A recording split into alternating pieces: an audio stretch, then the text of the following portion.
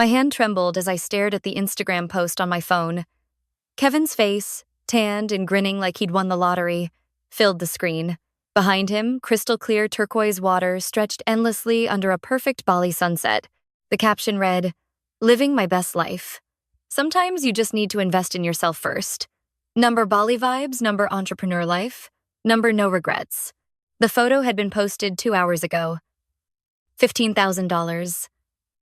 My $15,000. Money I'd saved over 3 years of 60-hour work weeks, skipped vacations, and meal prepped lunches while my coworkers ordered takeout. Money that was supposed to be the down payment on my condo in Oakland. Money my younger brother had sworn hand on his heart. Looking me straight in the eyes, he desperately needed to launch his revolutionary meal prep delivery startup. I could feel the rage building in my chest like a pressure cooker about to explode. My vision blurred at the edges as I scrolled through his other recent posts. There were 12 of them. 12 photos documenting what appeared to be a luxury vacation. Kevin and his girlfriend Ashley lounging by an infinity pool. Kevin and Ashley at some high-end beachfront restaurant with plates that probably cost more than my weekly grocery budget. Kevin parasailing. Kevin getting a massage. Ashley in a designer bikini that still had the tag visible in one photo, probably bought with my money. The worst part? The absolutely infuriating part? 3 weeks ago, when he'd asked for the loan, he'd shown up at my apartment looking like he hadn't slept in days. His hair was a mess, his eyes were bloodshot, and he'd had this stack of printed business plans and market research that must have been 2 inches thick. "Sarah, I know this is huge," he'd said, his voice cracking with what I'd thought was genuine desperation. "But I found the perfect commercial kitchen space. The lease requires first month, last month, and a security deposit, $15,000 total. If I don't move on this now, someone else will grab it. This is my shot, our shot. When this takes off, you'll be my first investor. I'll pay you back within 6 months, with interest." I should have known better. I really should have. Kevin had a history of big dreams and bigger failures. There was the cryptocurrency trading phase when he was 22, the dropshipping business at 23, the attempt at becoming a day trader at 24. Each time, he'd burned through money, sometimes his own, sometimes borrowed from friends who eventually stopped returning his calls. But he was my little brother, and when he'd sat in my living room that night, looking so earnest and defeated and hopeful all at once, I'd wanted to believe him. I'd wanted to believe that maybe this time was different, that maybe he'd finally found his calling. I'd transferred the money the next morning. He'd hugged me so tight I could barely breathe, promising he wouldn't let me down. "You're the best sister anyone could ask for," he'd said. "I'm going to make you so proud." That was 3 weeks ago. And now here he was, literally living his best life on my dime. My phone rang, snapping me out of my spiral. Mom's contact photo filled the screen, her smiling face from last Christmas. I almost didn't answer, but something made me pick up. "Sarah, have you seen Kevin's Instagram? He's in Bali." Can you believe it? Our boy is finally taking some time for himself. Mom's voice was bright with pride, completely oblivious. I closed my eyes and counted to 5 before responding. "Yeah, Mom, I saw. Isn't it wonderful? He's been working so hard on his business plans. Ashley told me they got a really good deal on the trip, some kind of promotional rate for influencers. You know, Ashley's building her Instagram following. She's up to almost 3,000 followers now. 3,000 followers did not make someone an influencer. It didn't even make them a micro-influencer. But I bit my tongue on that particular observation. Mom, did Kevin tell you how he's paying for this trip?" "Oh, you know Kevin. He's always been resourceful. I think Ashley's parents might have helped out. They're so supportive of her dreams." There was a pause, and then Mom's tone shifted slightly. "Why do you ask? Is something wrong?" I could have told her right then. I could have explained that her baby boy had conned me out of 15 grand and was currently burning through it while drinking cocktails with tiny umbrellas. But I knew exactly how that conversation would go. Mom had always had a soft spot for Kevin. He was the youngest, the only boy, the one who could do no wrong in her eyes. When I'd graduated top of my class from UC Berkeley with a degree in marketing, she'd been proud but measured in her praise. When Kevin had barely scraped through community college with an associate's degree he'd never used, she'd thrown him a party and told everyone how proud she was that he'd found his own path. "No, Mom, nothing's wrong. I'm just surprised he didn't mention the trip to me. Oh, honey, you know how Kevin is. He probably didn't want to make you feel bad since you're always working so hard. He knows how stressed you've been trying to save for that condo. Such a thoughtful boy." I actually laughed out loud at that. It came out harsh and bitter, and I immediately regretted it. Sarah? Are you okay? I'm fine, Mom. I have to go. Work stuff. I hung up before she could press further. My hands were shaking now, and not just from anger. It was the realization that if I told my parents the truth, they'd find a way to make excuses for him. They always did. When Kevin had wrecked Dad's car at 19, they'd blamed the other driver.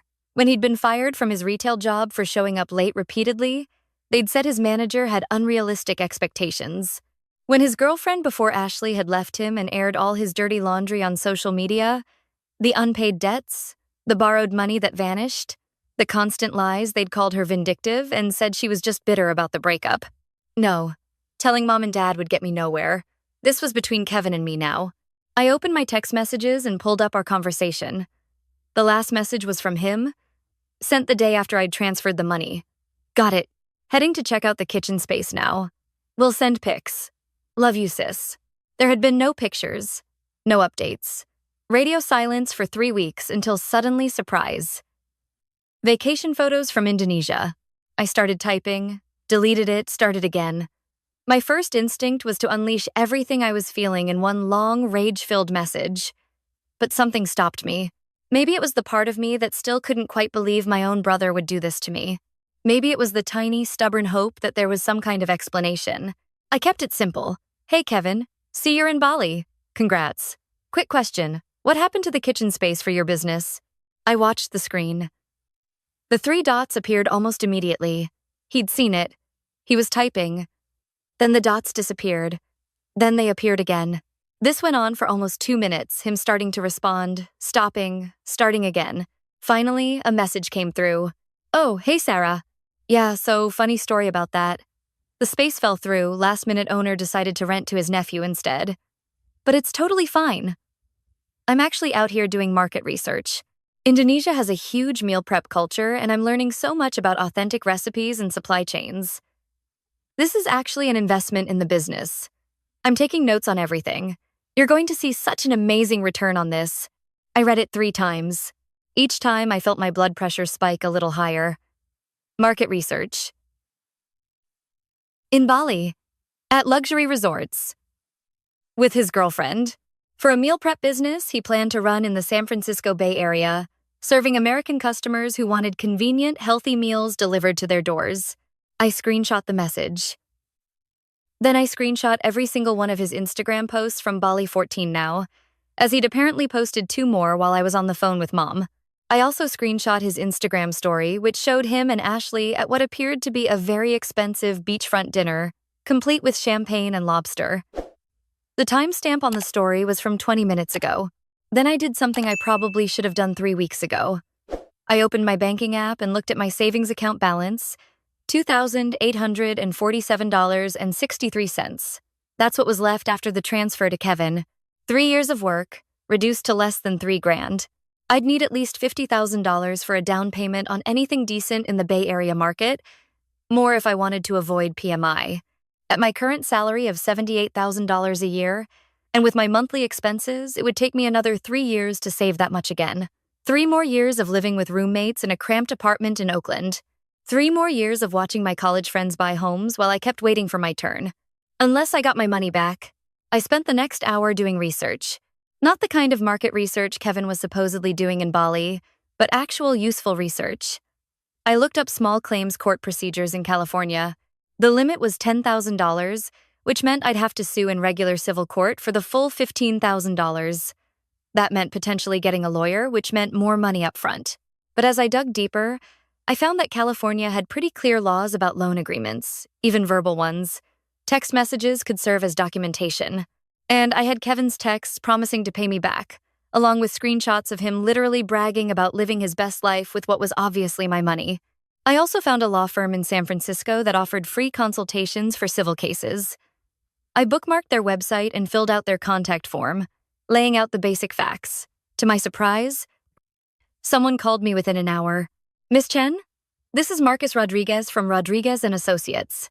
I got your inquiry about a potential civil case regarding a loan to a family member. His voice was professional but warm. I have to tell you, we see cases like this more often than you'd think. Can you walk me through the details? I did.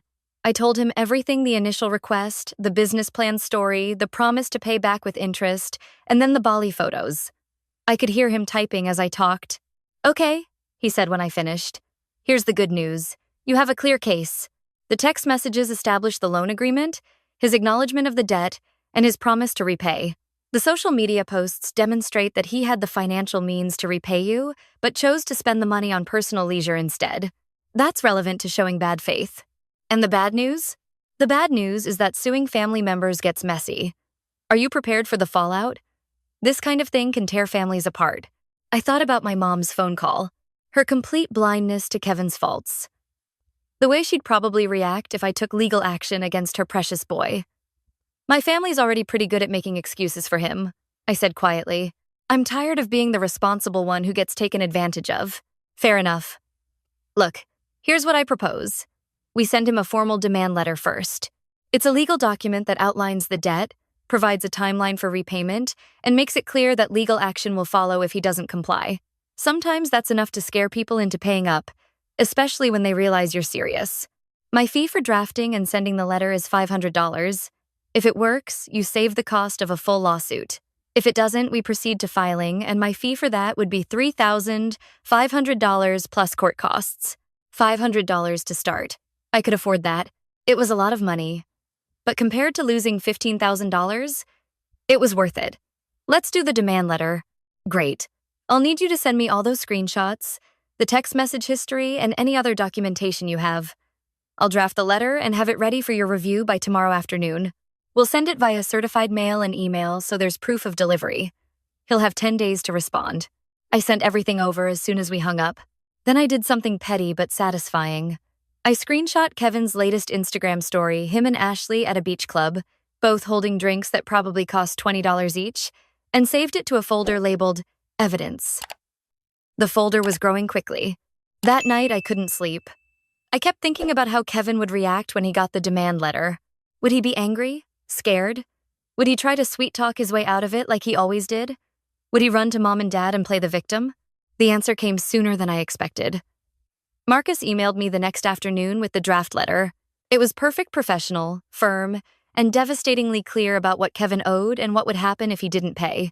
I approved it immediately, and Marcus sent it out that same day via certified mail to my parents' house, Kevin's official address, since he moved back in with them 6 months ago, and via email to Kevin's personal account. I didn't hear anything for 2 days. Kevin's Instagram continued to document his Bali adventures. Then, on day 3, my phone started blowing up. Not from Kevin, from my mother. "Sarah Elizabeth Chen? What on earth is going on?" Kevin just called me absolutely hysterical. He said, "You're suing him? Over money? How could you do this to your own brother?" I was at work, in the middle of a marketing campaign review meeting. I stepped out of the conference room and into the hallway. "Mom, did he tell you what the lawsuit is about? He said you gave him money for his business and now you're changing your mind and demanding it back." "That's not how investments work, Sarah. There's risk involved. You can't just—" "I didn't invest in his business, Mom. I gave him a loan.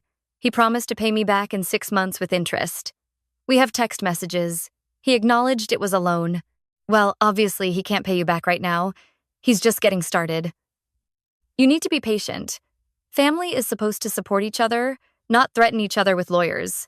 He's in Bali, Mom, right now, on a 3-week vacation that probably cost at least $10,000. He's not just getting started on anything except a tan." There was a pause. He told me that trip was practically free. Ashley's parents paid for most of it as an early birthday present. Did Ashley's parents also pay for the luxury resort, the daily beachfront restaurant meals, the spa treatments, the parasailing, and the champagne dinners? Because it's all over his Instagram. Another pause, longer this time. "You're being vindictive. You've always been jealous that Kevin has more freedom than you? Just because you chose to lock yourself into a corporate job doesn't mean—" I hung up. I actually hung up on my mother, something I'd never done before. My hands were shaking again, but this time it wasn't just anger. It was hurt. Deep, painful hurt that my own mother would accuse me of jealousy when I'd been scammed by my own brother. A text came through from Dad 5 minutes later. "Your mother is very upset. Can we please talk about this like adults? I'm sure there's been a misunderstanding." I didn't respond. I went back into my meeting and forced myself to focus on Q4 campaign metrics, even though my mind was a million miles away. That evening, Kevin finally reached out, not with an apology or an explanation, but with anger. I can't believe you're doing this to me. After everything I've been through? After how hard I've been trying to turn my life around? You're really going to sue your own brother? Over money? Do you know how this makes me look? I had to leave Bali early. Early.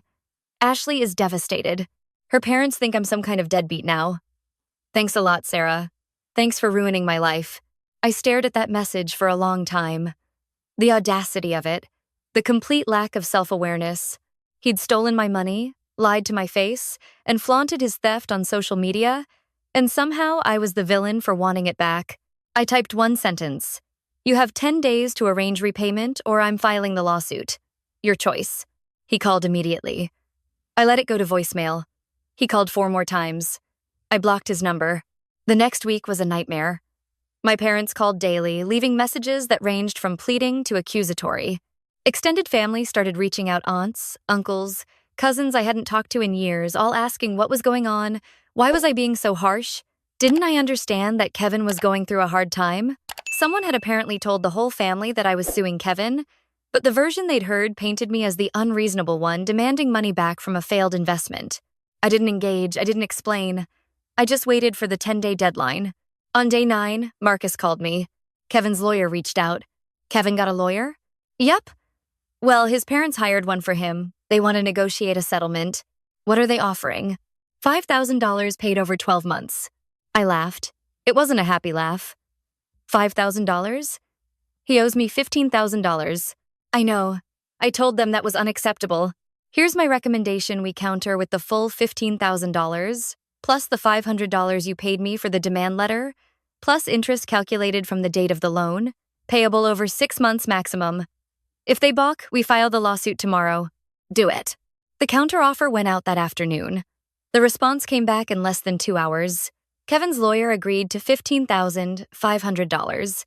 $15,000, principal plus my legal fees, but wanted 12 months to pay it off. He doesn't have the money, Marcus explained. Or rather, he spent it all in Bali and doesn't have a way to pay you back quickly. His parents are refusing to cover it. Apparently, they've already paid for his flight home early and his lawyer's retainer. They're tapped out. 6 months maximum, I said. If he can afford Bali, he can get a job and pay me back in 6 months. There was back and forth over the next day. Finally, we settled on 8 months with automatic payments of $1,937, $50 due on the 1st of each month, starting in 1 week. If he missed even one payment, the full balance would be due immediately and I could proceed with the lawsuit. He also had to sign a formal promissory note that Marcus drafted, making the terms legally binding. Kevin signed it. I don't know if he did it willingly or if my parents forced him to, but the signed document showed up in Marcus's email 3 days later. The first payment hit my account on October 1st, right on schedule. I watched the notification pop up on my phone. $1,937.50 deposited from Kevin Chen. It should have felt like a victory, but mostly it just felt hollow. I decided to do something I probably shouldn't have. I unblocked Kevin on social media, just to see what he'd been posting. His Instagram had changed dramatically. Gone were the luxury vacation photos and the entrepreneurial motivation quotes. His bio no longer mentioned being a founder or entrepreneur. Instead, it just said, Bay Area. His recent posts were sparse. There was one from 2 weeks ago, a photo of him in an Uber shirt, standing next to a car. The caption, New chapter, staying humble, building back up. He was driving for Uber. My brother, who'd turned down a management trainee position at a retail chain 6 months ago because it was beneath him, was now driving strangers around San Francisco for money to pay me back. Part of me felt bad. A very small part. The rest of me felt vindicated. The payments continued like clockwork. October, November, December. Each month, that $1,937.50 appeared in my account. I didn't reach out to Kevin, and he didn't reach out to me. We existed in this weird limbo where we were connected by a monthly automatic transaction and nothing else. My parents stopped calling after I ignored the first dozen attempts. I heard through my aunt that Mom was telling people I'd had some kind of breakdown and was going through something.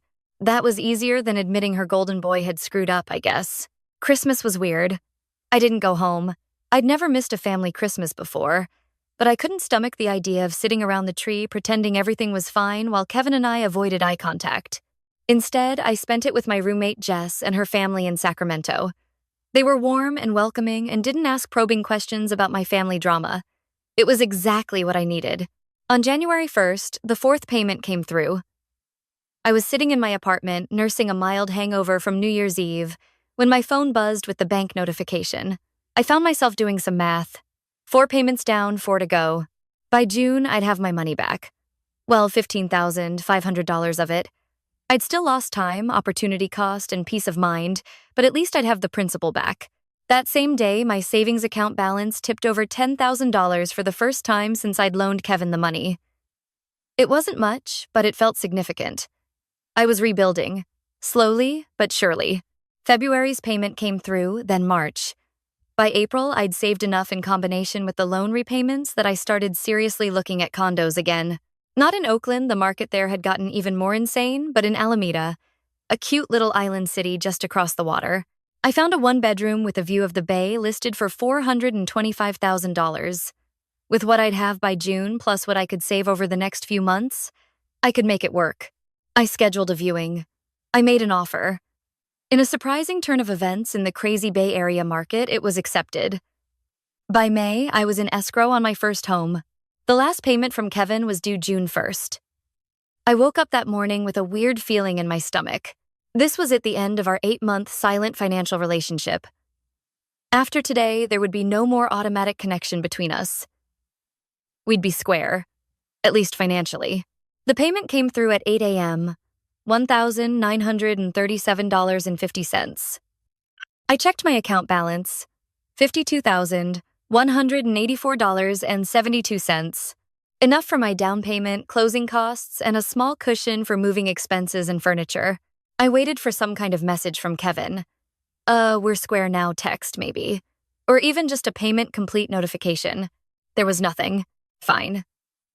I opened my text messages and pulled up our conversation the first time I'd looked at it since blocking him months ago. The last message was still my ultimatum about the 10-day deadline. I typed out a new message. Final payment received. We're square. Good luck with everything. I hesitated before hitting send. Was I being too cold? Should I try to extend some kind of olive branch? Then I remembered sitting in my apartment last September, staring at those Bali vacation photos, feeling the betrayal cut through me like a knife. I remembered my mother accusing me of jealousy. I remembered Kevin's message blaming me for ruining his life. I hit send. 3 dots appeared almost immediately. He was typing. Then they stopped. Then they started again. This went on for a full minute before a message finally came through. Thanks. I'm sorry about everything. I know that doesn't fix it, but I need you to know I'm sorry. I was stupid and selfish and I hurt you. You deserved better from me. I read it twice. It was probably the most genuine thing Kevin had ever said to me. I found myself typing back. I appreciate that. I hope you figure things out. That was it. That was our reconciliation, such as it was. Not a Disney movie ending, not a tearful reunion, just 2 siblings acknowledging pain and moving forward separately. I closed escrow on my condo 3 weeks later. It was small but perfect, 1 bedroom, 1 bath, a tiny balcony with a view of the water, and most importantly, it was mine. No roommates, no landlords, no family drama. Just me and my 750 square feet of peace. Moving day was exhausting but exhilarating. Jess helped me move my stuff from our shared apartment in Oakland. My coworker Devin came by with pizza and beer. My college friend Mira brought a housewarming gift, a succulent in a pot that said New Beginnings. That night, I sat on my balcony with a glass of wine, watching the sunset over the bay. My phone buzzed. For a second, I thought it might be Kevin, maybe congratulating me on the new place if he'd seen it on my Instagram story. But it was just an email notification from my bank. Congratulations on your home purchase. I thought about the last 10 months. The betrayal, the anger, the legal battle, the family fracture, the slow rebuild. It had been brutal. But sitting there in my own place with the financial independence I'd fought so hard to protect and restore, I didn't regret taking Kevin to task. I didn't regret setting that boundary, even when it cost me relationships with family members who chose his side. Some people might think I was too harsh. That family should forgive and forget. That money isn't worth destroying relationships over. But here's what I learned. It was never really about the money. It was about respect. It was about being seen as a person, not a bank account. It was about refusing to enable someone who kept making the same destructive choices and expecting everyone else to clean up the mess. Kevin needed that wake-up call. Maybe he'd actually learn from it. Maybe driving Uber for 8 months and signing that promissory note taught him something about accountability that our parents' constant excuses never could. Or maybe not. Maybe he'd find some other scheme, some other person to take advantage of, some other way to avoid growing up. That wasn't my problem anymore. I raised my wine glass to the sunset, to my new home, to the hard lessons learned and the boundaries held. To new beginnings, I said out loud to no one in particular. My phone buzzed again. This time it was my mom. I stared at the notification. Mom calling. I let it go to voicemail. Some bridges could be rebuilt eventually. Maybe. But tonight was about celebrating how far I'd come on my own. The rest could wait. Tomorrow I'd wake up in my own home, in my own bed, in a space that I'd earned through hard work and hard boundaries. That felt like victory enough.